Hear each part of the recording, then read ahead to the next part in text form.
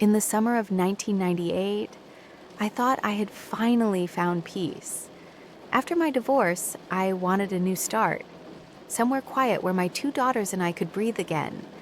So I bought a small house on the edge of a Texas town. It wasn't perfect, but it felt like home. At least, that's what I thought. A few days after we moved in, my younger daughter Emily went exploring. She was only 7, curious, gentle, always the dreamer. She came running downstairs that afternoon, her face bright with excitement. "Mom, you have to see what I found."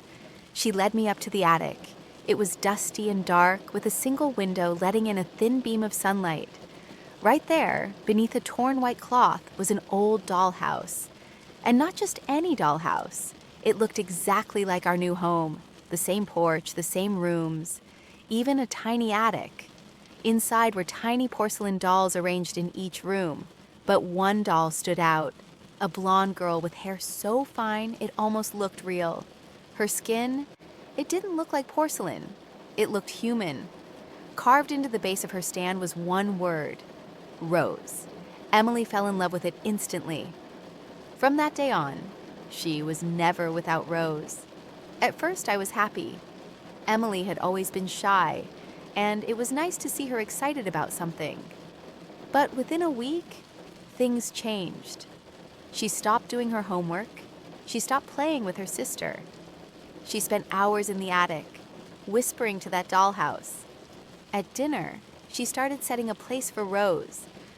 I remember laughing nervously one night. "Feeding her too, huh?" I joked. Emily looked up from her plate, completely serious. "She gets hungry like me," she said. My heart dropped. After that, even Lily, my older daughter, started to act afraid. She told me one night, "Mom, Rose doesn't like me." She said she wants me gone. I told myself it was just imagination. Kids say strange things sometimes, but deep down, I knew something was wrong. One morning, after I dropped the girls at school, I went up to the attic. The air was freezing. My breath showed in front of me.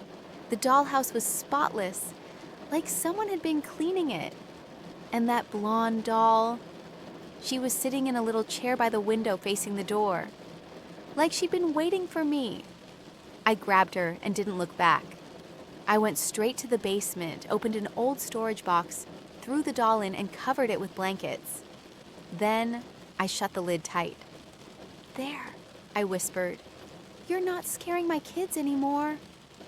When I came home from work that evening, Emily was sitting in the living room, smiling, playing with Rose. My hands started shaking. "Emily," I asked, trying to keep my voice steady, "where did you get that doll?" She blinked at me, confused. "She was in the dollhouse, Mommy." "Why?" I felt the blood drain from my face. I knew I had hidden it. That's when I lost it. "Pack your things," I told my girls. "We're leaving." Right now, I dropped them at my mother's house and drove straight to the town library. I needed to know why that thing was in my attic. After hours of digging through old files, I found a name: the house's previous owner, Evelyn Carter. There was an old newspaper clipping attached. Her daughter, Rose Carter, had died in 1980. Fell from the attic window of the same house.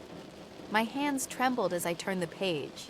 It said Rose's body had disappeared from the morgue before burial and was never found. At the bottom of the article was a photo: a little girl with blonde hair, smiling and holding a dollhouse. The exact same dollhouse in my attic. I didn't even think twice. I drove back home in the middle of the night. I went straight to the attic, poured lighter fluid all over the dollhouse, and struck a match. "I'm sorry," I whispered. "Please, forgive me." The flames caught fast. "And I swear..." As the dollhouse burned, I heard a sound, a child's scream, faint, distant, then gone. The next morning, I told Emily there'd been an accident in the attic. That the dollhouse was gone, she started crying. "Rose is going to be so mad," she said quietly. "I put the house up for sale that same evening." I just wanted to leave. That night, we all went to bed early. I remember feeling lighter, like the house had finally let us go. But around 2 in the morning, I woke up to the smell of smoke.